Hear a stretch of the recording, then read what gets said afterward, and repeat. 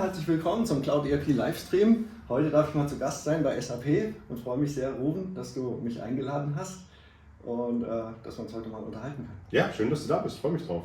Ja, also wir haben ja so eine kleine Fortsetzung von unserer Diskussion am SAP Signavio Business Process Transformation Forum, BPT, wohlgemerkt. Ja, genau, so, nicht BTP, genau. Und ja, wir hatten damals schon die Diskussion auch angefangen, die jetzt auch viele bewegt, wie wir auch aus unseren Feedbacks, unserem Livestream wissen. Wie geht es eigentlich weiter so mit dieser Tool-Integration, diesem Ende-zu-Ende-Gedanken, weil es ist ja seit Signavio Teil von der SAP-Familie geworden ist, letztendlich viel in Bewegung gekommen, mehr in Richtung Prozessorientierung zu gehen, und das ist ja letzten Endes auch das Thema von heute. Und darf dir natürlich auch nochmal gratulieren zur neuen Aufgabe als General Manager für LeanIX, was du jetzt auch zusätzlich übernommen hast, eine sicher sehr spannende Aufgabe. Ja, ich sehe das ehrlich gesagt gar nicht als neue Aufgabe, sondern wir waren ja schon vorher Partner von LeanIX, wir haben auch die Story mit LeanIX schon zusammen erzählt. Ich habe jetzt natürlich die Gesamtverantwortung für das Go-to-Market-Thema übernommen, aber es ist im Endeffekt eine tolle Ergänzung, nicht nur auf der Produktseite, sondern auch jetzt im Go-to-Market, weil die Story natürlich auch sehr gut erzählbar ist. Von daher ist es keine komplett neue Aufgabe für mich. Sehr schön, sehr schön. Also wir kommen am Ende nochmal darauf zurück. Ja. Und ja, wir haben ein paar Fragen mitgebracht. Vielleicht würde die erste Frage ganz gut, was unsere Zuhörer interessiert. Jetzt in diesen Zeiten, in denen vieles in Bewegung ist, vieles unsicher geworden ist, wir hatten Inflation, okay, die ist jetzt wieder etwas nachgelassen, wir hatten Lieferkettenprobleme, wo viele Unternehmen sich fragen, okay, ja, wieso soll ich denn jetzt auch noch sozusagen in Software oder sogar in Business Process Intelligence investieren? Was würdest du zu dieser Frage sagen? Ja, naja, es war ja auch ein großes Thema auf unserem Business Process Transformation Forum in Berlin. Es geht letztlich darum, dass die Unternehmen natürlich auf diese Veränderungen reagieren müssen. Sie müssen sich darauf einstellen, sie müssen Lieferketten überbrücken, sie müssen reagieren auf Inflation, sie müssen neue Geschäftsmodelle an den Markt bringen. Und am Ende des Tages laufen die Unternehmen heute alle auf Software. Das heißt, sie müssen sich hinterfragen, haben wir die richtige Software, um diese neuen Dinge zu unterstützen. Die Unternehmen betreiben alle ihre Businessprozesse. Die Summe aller Businessprozesse ist das, was das Unternehmen tut. Und letztlich muss ich dann genauso da auch hinterfragen, bin ich in der Lage, schnell zu reagieren? Bin ich in der Lage, neue Dinge zu machen am Markt? Habe ich dafür die Infrastruktur auf der IT-Seite und sind meine Businessprozesse agil genug, um mich eben anpassen zu können? Und genau das ist letztlich die Frage der Transformation. Also deswegen stellt sich für uns diese Frage eigentlich nicht. Eigentlich jeder Kunde, der, sage jetzt mal, in diesem System agiert, wo Veränderung passiert, und ich glaube, das wird jeder draußen auch so wahrnehmen, dass es eben genauso ist, muss ich diese Fragen stellen, eben auf der IT-Seite und auf der Prozessseite, ob ich in der Lage bin, mit diesen Gegebenheiten eben entsprechend umzugehen. Ja, also wenn du das so sagst, das klingt ja so unglaublich logisch und nachvollziehbar, muss ich sagen. Ja? Ich glaube, da ist ja auch ein ganzes Mindset letzten Endes dahinter, eine Denkweise, die vielleicht, ich sag mal, noch nicht überall so ganz verbreitet ist oder ja, etwas Neues in dem Sinne, eine neue Denkweise, prozessorientierte Denkweise. Wir sagen immer ganz gerne, wir brauchen 3 Dinge: Mindset, Toolset und Skillset, um ein digitales Asset zu schaffen. Was würdest du zu dieser Aussage sagen? Ja, ich würde das voll unterschreiben. Ihr nehmt andere Begriffe als wir, aber im Endeffekt, wir reden über Prozess, System und People. Also im Endeffekt ist es eine ähnliche Denkweise. Und was wir natürlich jetzt im Markt wahrnehmen, aufgrund der schnellen Veränderungen, aufgrund auch der massiven Veränderungen, die wir gesehen haben mit Covid, mit Russland-Krise, mit Inflation, dass Unternehmen jetzt auch immer mehr verstehen und auch das mehr, sagen wir mal, embracen, dass sie diese Agilität in ihre Welt, in ihre Operating Models hineinbringen müssen. Und offen gestanden, wenn wir etwas selbstkritisch auch auf SAP schauen, sagen wir mal 5, 6 Jahre vorher war es jetzt auch nicht so, dass die SAP ihren Kunden bei diesem Weg dorthin geholfen hat. Wir haben gesagt, S4 ist eure Innovation oder BTP ist eure Innovation. Aber wie man von A nach B kommt, wie ich denn es schaffe, mein heutiges Operating Model mit meiner heutigen Systemlandschaft zu transformieren in die neue Welt, da waren wir jetzt auch nicht unbedingt ganz vorne dabei. Ne? Das haben wir unseren Partnern überlassen im Markt. Aber letztlich erwarten unsere Kunden schon auch, dass wir sie bei der Hand nehmen auf diesem Weg der Transformation. Wir wissen ja, wie die Prozesse laufen in den Systemen der SAP. Wir wissen ja aber auch, was man besser machen kann und wie man es neu aufsetzen kann und wir sagen immer so gerne, how great looks like. Wir wissen das, wir sehen das ja auch im Markt und das sollten wir nutzen und das ist genau der Grund, warum wir mit SAP Signavio vor 3 Jahren angefangen haben. Damals hieß es noch BPI, vielleicht hat der Begriff Business Process Intelligence noch der eine oder andere im Kopf und jetzt natürlich auch konsequent mit LeanIX eben weiterführen, eben um diese Elemente von System und Daten, wo die SAP historisch immer stark war, Prozess und eben auch der People-Transformation, das alles zusammenzubringen und in eine echte Transformationsroadmap zu überführen. Ja, also die beiden Produkte, die du erwähnt hast, S4HANA und Business Technology Plattform, sind ja auch atemberaubende Produkte, die unglaublich viel können und unheimlich viel Potenzial haben, Unternehmen zu transformieren. Und also das ist, glaube ich, jetzt genau diese interessante Entwicklung. Wie können Unternehmen geholfen werden, diese Transformationsreise dahin zu meistern, um das Potenzial, was da wirklich drinsteckt, zu heben. Weil ich weiß nicht, wie du es beobachtest, also ich beobachte so, dass die Innovationsgeschwindigkeit stark zugenommen hat und dass es eigentlich ein Stück weit manchmal schwierig ist, da irgendwo hinterherzukommen. Und das ist ja auch der Grund, warum, wenn man unserem CEO, dem Christian Klein, zuhört, er pusht ja sehr stark und sagt, die Kunden sollten in die Cloud, müssen in die Cloud. Ne? Das hört sich immer so ein bisschen mit dem Zeigefinger winkend an, aber letztlich geht es darum, dass man eben in der Cloud viel einfacher in der Lage ist, die Innovation zu konsumieren als Kunde, ne? Viel näher dran ist an der Veränderung und an der Wertschöpfung. Und deswegen ist natürlich dieser Schritt in die Cloud ein ganz, ganz wichtiger für uns, nicht weil wir es wollen, sondern weil wir glauben, dass man, um diese Agilität auch in der Innovationslandschaft zu haben, das eine sehr, sehr wichtige Voraussetzung ist. Und deswegen drücken wir da auch. Und deswegen auch ist SAP Signavio und LeanIX auch so strategisch für die SAP, weil letztlich helfen wir dabei, dass ein Kunde diesen Schritt auch wertrealisierend macht. Eben nicht nur, wie man so klassisch Lift and Shift sagt, ne, oder so eine Brownfield Migration, wo ich einfach das, was ich in der alten Welt gemacht habe, irgendwie in ein Hosted Cloud Environment reinbringe. Dann gewinne ich keine Agilität und gewinne auch keinen Mehrwert daraus. Und das ist letztlich aber auch unsere Rolle mit SAP Signavio eben aufzuzeigen, was kann ich denn anders machen, wie kann ich andere Prozesse machen, wie kann ich denn die Innovationskraft, die in S4 steckt, wirklich auch voll ausschöpfen und nutzen. Und deswegen ist es ein strategischer Aspekt für die SAP insgesamt, aber natürlich umso wichtiger für unsere Kunden, denn letztlich geht es um den Erfolg unserer Kunden. Sehr gut, und deswegen haben wir uns auch die Sektkorken geknallt, als Signavio zur SAP-Familie dazugestoßen ist. Wir auch übrigens, wir auch. Weil wir ja auch schon lange zusammen unterwegs sind und bei unseren Kunden eben auch einsetzen und wir auch sehen, welche positiven Effekte es auf so ein Transformationsprojekt hat, was viele sich auch gar nicht vorstellen können. Aber wie das so ist bei einem Zusammenkommen, dann gibt es eine Phase, wo man sozusagen sich integriert und das ist ja jetzt gerade so im vollen Gang und da gibt es ja jetzt auch diese verschiedenen Tools an der einen oder anderen Stelle, die an verschiedenen und da wollte ich mal gerne noch ein bisschen genauer nachfragen. Ja.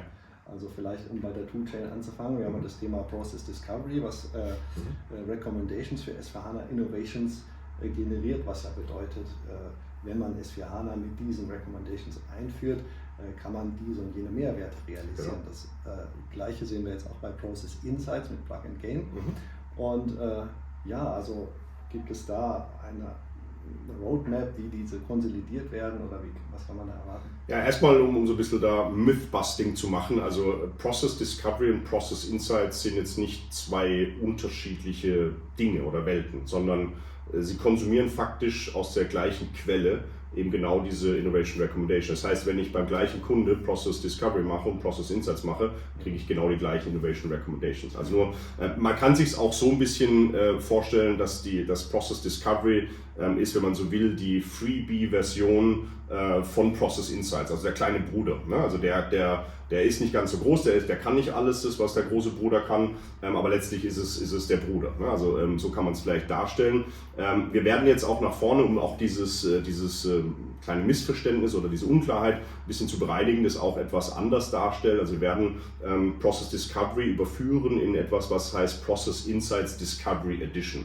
Das macht es dann schon klarer, dass das eigentlich das Gleiche ist, nur halt eine Edition davon. Und dann natürlich kann Process Insights als vollständiges Tool, hat dann Time Dependencies, hat Drill Downs, kann auch Correction Recommendations, also kann einfach deutlich mehr nochmal vom Umfang, aber letztlich ist es das gleiche Tooling, das dahinter steckt. Es ist interessant, dass du das sagst, weil mir ist es auch aufgefallen, wenn man die verschiedenen Tools anschaut, dass eigentlich die gleichen Gedanken dahinter stecken oder ähnliche Gedanken, die immer wieder ihren Kopf heben sozusagen und eigentlich danach schreien integriert. Genau, und deswegen bringt man das jetzt zusammen. Also es ist auch prinzipiell auch von Beginn an war es immer schon sozusagen verbandelt. Es war nie gemeint als das eine tut das andere tut das, sondern es war immer sozusagen übereinander stehend.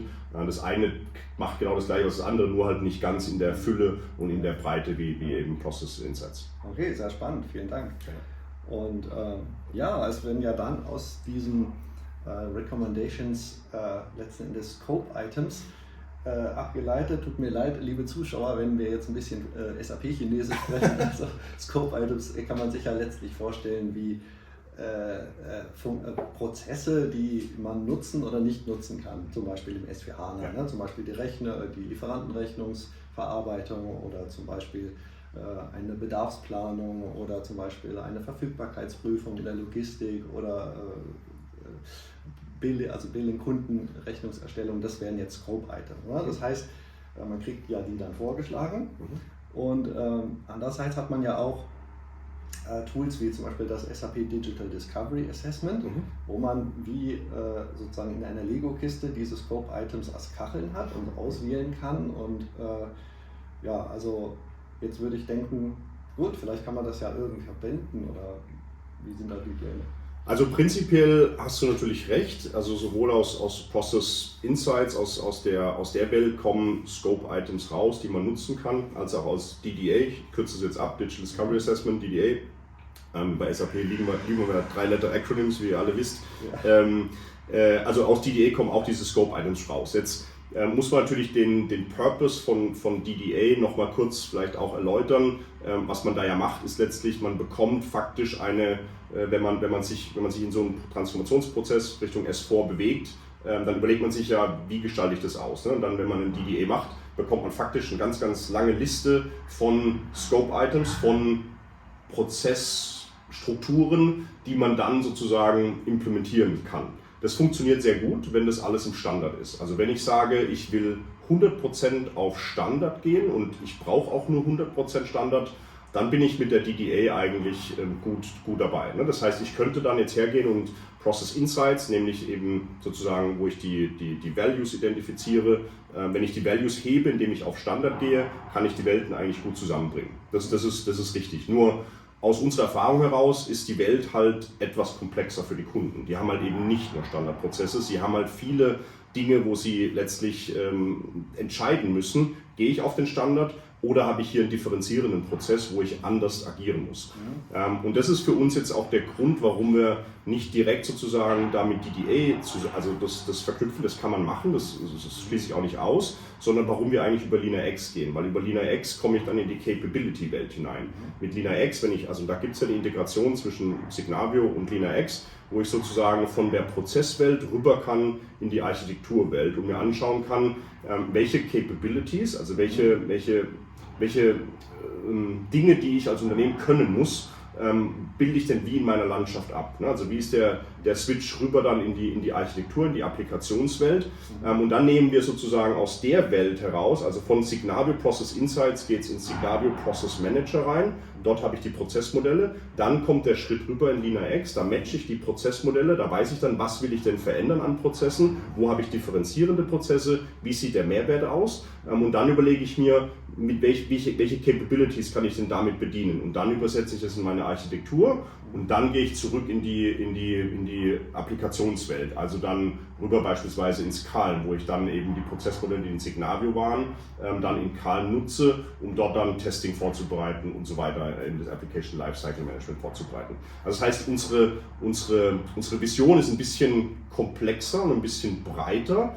weil einfach die Realität der Kunden etwas komplexer und breiter ist. Da ist der direkte Weg von Process Insights mit den Scope Items rüber in DDA, in Scope Items. Das kann man machen, aber da die Komplexität halt bei den Kunden etwas höher ist, muss man unseres Erachtens nochmal so eine Schleife drehen zwischenrein, um dann halt auch in den Workshops, wenn man dann, das wisst ihr besser als ich, ne, wenn man dann die Standard-Workshops macht, die Fit-to-Standard-Workshops macht, dann eben zu differenzieren, welchen Weg gehe ich eigentlich. Gehe ich den Standardweg oder gehe ich den differenzierenden Weg, um das dann wieder alles sauber zusammenzubringen. War jetzt ein bisschen eine lange Antwort. Ja, nee, vielleicht muss man da auch nochmal doppelt rein, aber die Richtung, glaube ich, ist klar. Ja, das ist ja auch die Erfahrung, die wir machen in den Projekten. Also es ist ja tatsächlich so, dass wir liebend gerne immer mit einer Prozesslandkarte auch reingehen, wenn wir jetzt zum Beispiel nicht die Voraussetzungen haben, dass man auch schon Process Discovery, Process Insight nutzen kann, vordefinierte sozusagen Pakete für Best Practice Prozesse in Signavio, für Branchen und für Unternehmensgrößen. Ja? Und dann gehen wir da durch und gucken, okay, was passt denn nicht. Und dann kommt aber immer, wir haben auch noch diese Software, wir haben auch noch, was weiß ich, noch ein anderes CRM-System, Namen werden jetzt hier nicht genannt, oder wir haben noch ein Billing-System oder was auch immer, oder manchmal sogar bis dahin, ganz ehrlich gesagt, wir haben da noch was, aber wir wissen eigentlich gar nicht ganz genau, was es eigentlich tut. Und wo es herkommt und wer es programmiert hat. Ne? Genau. Ja. Und also das findet sich immer. Also von daher sprichst du da einen ganz, ganz wichtigen Punkt an. Ja. Das ist nachvollziehbar, was du sagst. Also ich hätte gedacht, bei DDA ist vielleicht der Wert noch, dass man da solche Pakete definieren kann und solche Pakete ein- und ausschalten kann, wo dann man sieht, dass die ganzen Scope-Items, die dazugehören, und aus Partnersicht wäre das natürlich vielleicht auch noch ganz interessant zu überlegen, gerade wenn wir solche wiederverwendbaren Prozesspakete haben, wo wir die dann sozusagen platzieren. Aber also nochmal, ich schließe gar nicht aus. Also DDA ist ein tolles Tool und auch für ganz viele Schritte in der S4-Transformation wichtig und richtig.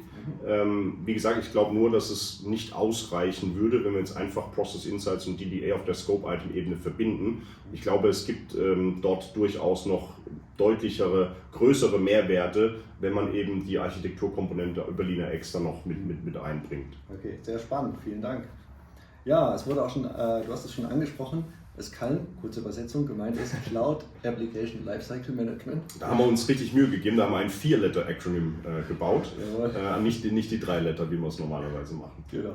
Und das dient ja letzten Endes dann auch dem Thema Testing und Projektdurchführung und letzten Endes auch dem ganzen Requirements Management. Ja. Also was mir daran auch wirklich gut gefällt, ist ja, dass man die Requirements direkt zu Prozessen verbinden kann und auch zu Prozessschritten. Ja.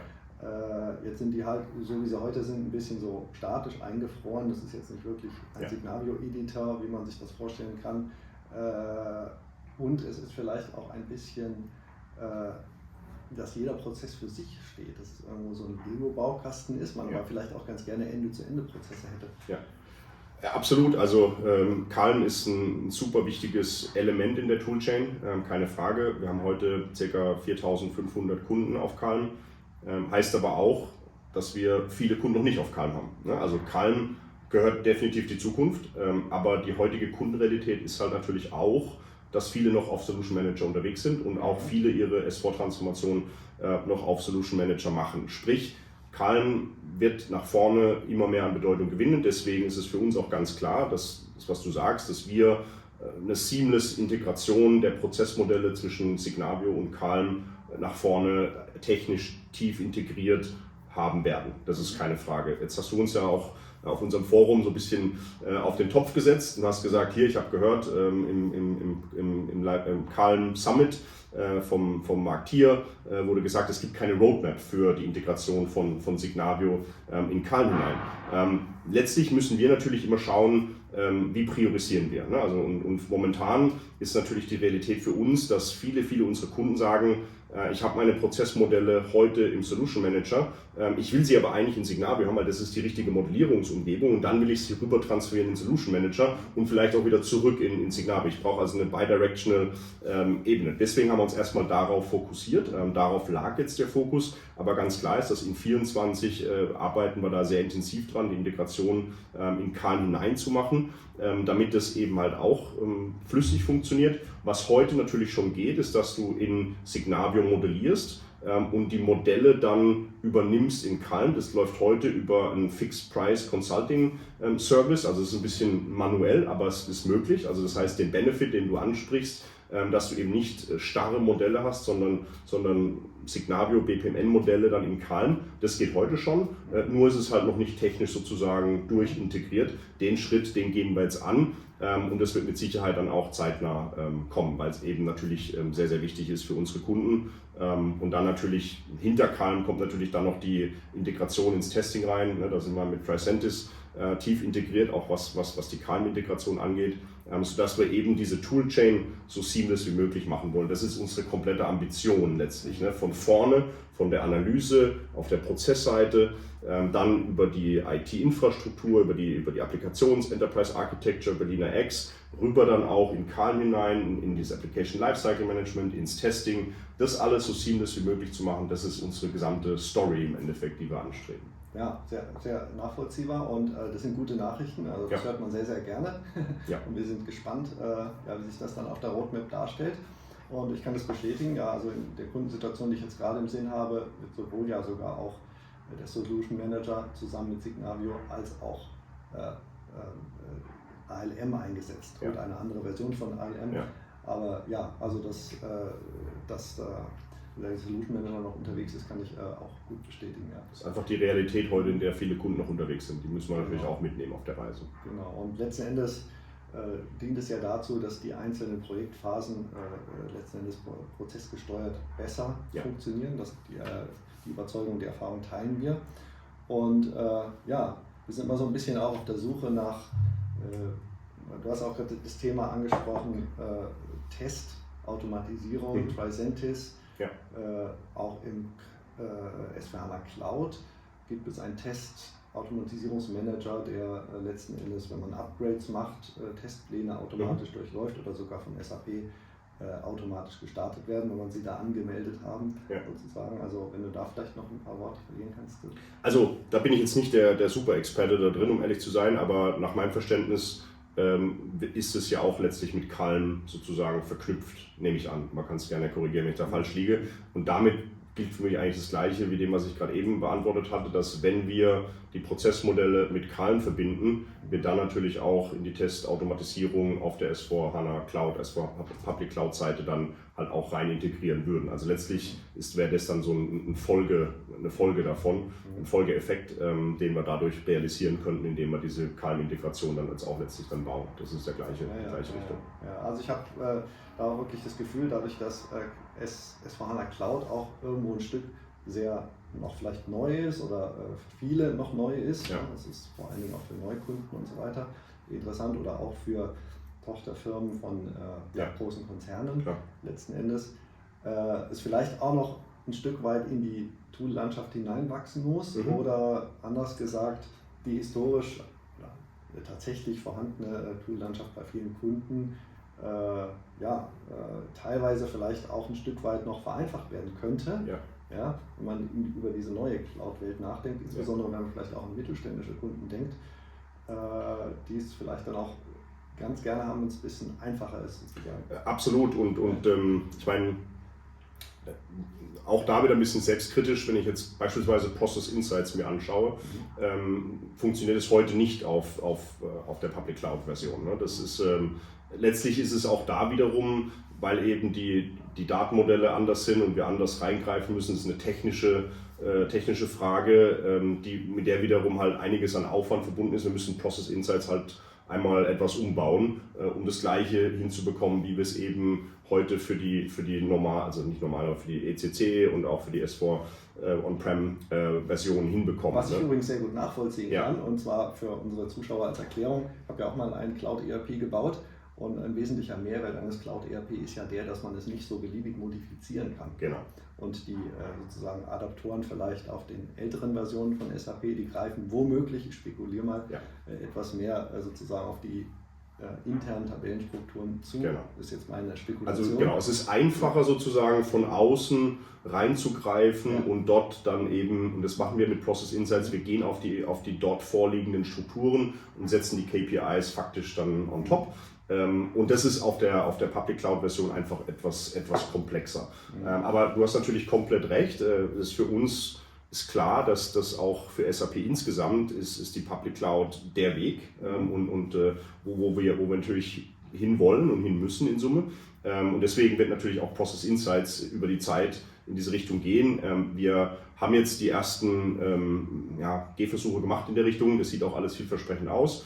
Also ich bin sicher, dass wir in 24 Möglichkeiten auch haben werden, die Public Cloud mit Process Insights zu verbinden. Das wird jetzt vielleicht ähnlich wie bei dem Calm-Thema noch ein bisschen händisch sein und da muss man vielleicht noch ein paar Umwege gehen. Mittelfristig werden wir natürlich auch eine voll automatisierte Lösung bringen, aber wir werden auch in 24 dort schon deutliche Fortschritte machen. Sehr spannend, weil letzten Endes führen wir ja SAP-Systeme ein, um letzten Endes einen Mehrwert zu generieren. Es ist ja nicht so, dass man, also tatsächlich ist es ja in der Realität oft so, man nimmt sich viel vor, dann wird der Scope vielleicht dann doch größer noch und dann geht man mit Ach und Krach live. Ja. Dann sind erstmal alle sozusagen erschöpft. Ja. Aber eigentlich hat man das SAP-System ja eingeführt, um dann letzten Endes auch seine Prozesse zu optimieren. Und gerade da kommt natürlich dann Process Insights rein, um dann das als sozusagen wiederkehrenden Optimierung zu machen. Und vielleicht, wenn ich das auch noch ansprechen darf, das Thema Value Management.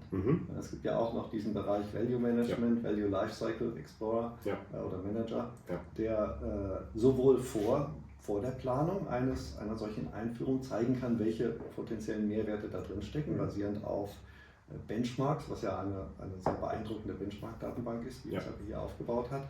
Und natürlich möchte man dann vielleicht auch hinterher, wenn man das Ganze mit etwas Abstand betrachtet, gucken, ja, hat man die Ziele erreicht und ist man eigentlich auf dieser Value Realization Roadmap auch unterwegs auf der Kundenseite. Ja, absolut. Und natürlich ist uns das auch aufgefallen, als wir mit dem ganzen Prozessthema angefangen haben. Und es ist natürlich aligned. Also alles, was du in VLM siehst, ist sozusagen gemappt mit den Prozess-KPIs, die aus SAP Signavio, in dem Fall Process Insights, dann rauskommen. Also sprich, wenn du, und vielleicht zur Erklärung, im VLM schaut auf einer Business-Ebene, also es schaut sich beispielsweise an, wie ist die GFA-Ratio, also Finance Ratio im Verhältnis zum Umsatz.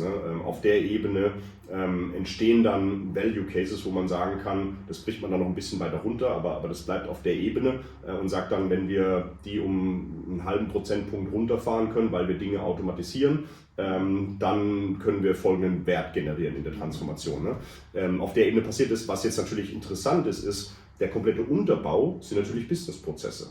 Wie automatisiere ich denn? Was automatisiere ich denn genau? Welchen Teil des Prozesses? Und da kommt natürlich SAP Signavio ins Spiel, weil wir können jetzt beisteuern und den Unterbau liefern, um das zu substantiieren, was da oben als High-Level, Groß-KPI gegeben wird, können wir genau quantifizieren und unterbauen. Und genau das haben wir gemacht, sodass letztlich in VLM der Unterbau, der prozessuale Analyseteil kommt aus SAP Signavio und ist halt eben von unseren KPIs, die sind alle gemappt in diese übergelagerten KPIs, dass die darauf einzahlen können. Und ich glaube, das ist auch ganz, ganz wichtig, weil wie du sagst, letztlich willst du ja später dann auch die kontinuierliche Verbesserung weiter vorantreiben. Du willst einmal wissen, was kam aus dem Projekt wirklich raus, haben wir die Werte realisiert. Jetzt muss man fairerweise sagen, oft gehen solche Transformationsprojekte ja über 2-3 Jahre oder sogar noch länger. Da ist natürlich schon so, dass sich viel verändert in der Zeit. Wie waren die Annahmen am Anfang vom Business Case? Dann hat sich viel verändert. Kann man das dann noch vergleichen? Kann man das 1:1 nehmen? Muss man natürlich immer differenzieren. Aber was wichtiger ist, was ich natürlich vergleichen kann, ist auf einer Prozessebene. Eine Automatisierungsrate in meinem Order-to-Cash-Prozess, die kann ich mir sehr gut angucken, vorher und nachher, weil das ist greifbar. Eine GFA-Ratio wird jeder sagen, ja, wir hatten ja 3 Reorgs, das sind jetzt 30 Abteilungen sind woanders hingegangen, das hat sich strukturell verändert, schwer nachzuvollziehen, aber auf der Prozessebene kannst du sehr gut nachvollziehen. Und das ist für uns auch wichtig, dass Kunden das Prozessthema als kontinuierliches Thema sehen, nicht auf das Projekt bezogen, sondern das als Disziplin dann etablieren, die sie dann nachverfolgen und wo sie dann Leute haben, die kontinuierlich draufschauen, entwickelt sich das in die richtige Richtung, auch nach der Migration im Endeffekt. Ja, genau. Ja, also da sprichst du genau das an, was, glaube ich, auch vielleicht vielen noch gar nicht so bewusst ist. dass diese Wertetreiber, ja, also zum Beispiel seine Day Sales Outstanding oder so etwas zu reduzieren, was man ja dann auch ausrechnen kann, was ist der Durchschnitt, was Cashflow-Verbesserungen und so weiter, dass diese sowohl im Value Lifecycle Management drin sind, als auch eben im Process Insights, dass das miteinander sozusagen, wenn man sich mit beiden Tools intensiv beschäftigt, fällt es einem direkt auf, aber wenn man nur eins von beiden kennt, dann ist es vielleicht manchmal gar nicht so bekannt, dass es eigentlich schon gedanklich verzahnt ist. Genau. Und dann fragt man sich natürlich auch, ob es oder wie es dann sozusagen toolmäßig oder genau.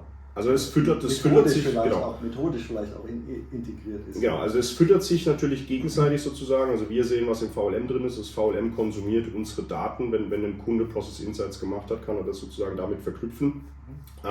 Wir gehen jetzt auch noch einen Schritt weiter auf der SAP Signavio-Seite, was Benchmarking angeht. Das ist jetzt ein großes Thema, haben wir auch auf dem Forum gezeigt schon. Also weil wir natürlich unheimlich viele Daten haben über die Prozess-Execution der Kunden. Ne? Und da sehen wir natürlich, wie läuft es denn? Und wir können jetzt Kunden auf Basis von Größe des Unternehmens, auf Basis von Industrie sehr detailliert runter bis auf einzelne Prozesskomponenten eben sagen, ob sie das gut machen oder schlecht machen im Vergleich zu ihren Peers in ihrer Industrie.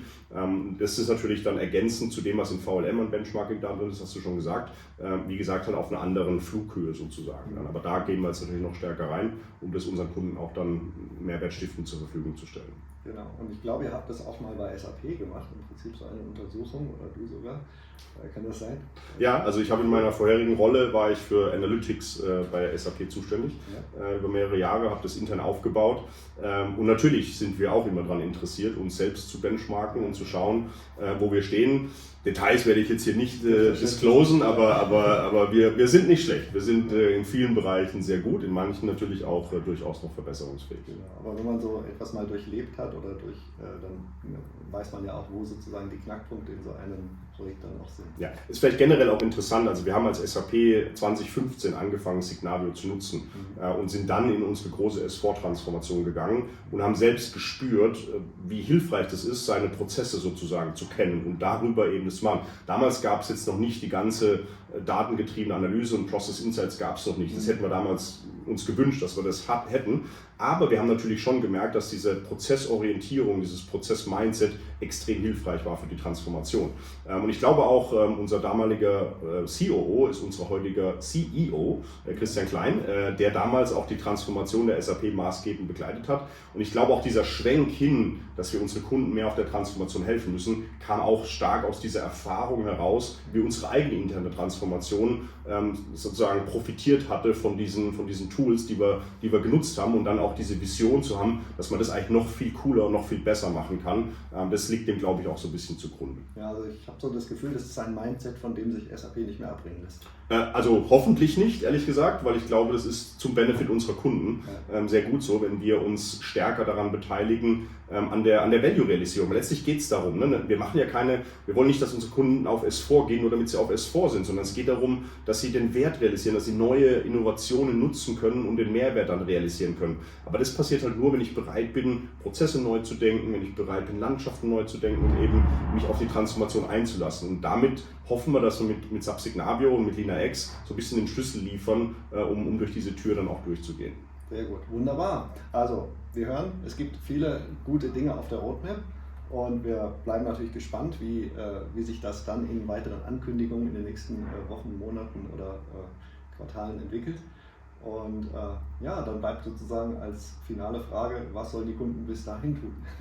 Ja, auf keinen Fall warten. Also das Schlimmste ist, ich habe das auch auf dem Forum gesagt, ne? Also don't lean back. Ne? Also lehnt euch ja nicht zurück und wartet, was jetzt da noch so kommt, sondern ich habe es ja vorhin auch geschildert, wir versuchen immer Brückenlösungen zu bauen, wenn wir noch nicht alles fertig haben auf der technischen Seite. Ne? Also beispielsweise das Calm-Thema ist ein gutes Beispiel. Man kann damit jetzt schon loslegen. Man kann über diese Consulting-Lösung Prozessmodelle aus Signavio in Calm heute schon nutzen. Warum warten? Ne? Process Insights genauso. Also es gibt immer Möglichkeiten, dort schon loszulegen und ich glaube, man sollte seine Transformation in die eigenen Hände nehmen. Wichtig für uns ist, dass man wirklich versucht, das Mehrwertstiftend zu machen und eben nicht einfach nur den Lift and Shift und die technische Migration zu machen, machen, weil wir glauben nicht, dass das langfristig das Unternehmen zum Erfolg führt. Wir hatten ganz zu Beginn darüber gesprochen, über die vielen Veränderungen, die passieren. Die werden nicht weggehen. Ich glaube nicht, dass sich die Welt irgendwann wieder langsamer drehen wird und die Veränderungen zurückgehen werden. Ich glaube eher, es wird noch schneller passieren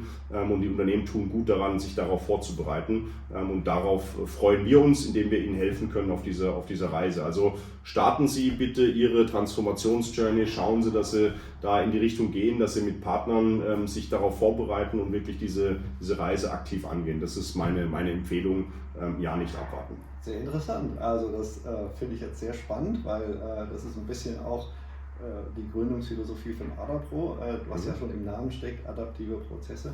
Also die Veränderungen, der Fortschritt wird nicht langsamer, sondern eher intensiver. Ja? Und ist auch unsere Beobachtung. Ja. Und von daher freue ich mich über diese Partnerschaft, diese langjährige Partnerschaft, über alles, was wir erwarten können und was wir auch in zukünftigen Projekten umsetzen können. Ja, vielen Dank auch für deine Zeit heute und wir freuen uns natürlich auch, dass wir mit euch einen starken Partner im Markt haben, der genau dieses Mindset, und diese Fragen zeigen das ja auch, ihr seid genau auf der richtigen Spur, was diese End-to-End-Toolchain geht, und wir brauchen auch diese Thought Leadership auch von unseren Partnern im Markt, um eben unseren Kunden auf dieser Reise zu helfen. Deswegen bin ich auch sehr dankbar, dass ihr da an unserer Seite seid und freuen uns auch auf das kommende Geschäft miteinander. Sehr schön, dann bedanke ich mich für das Interview und sage allen unseren Zuschauern im Livestream für heute mal Tschüss und bis zum nächsten Mal. Danke. Ciao, Dankeschön.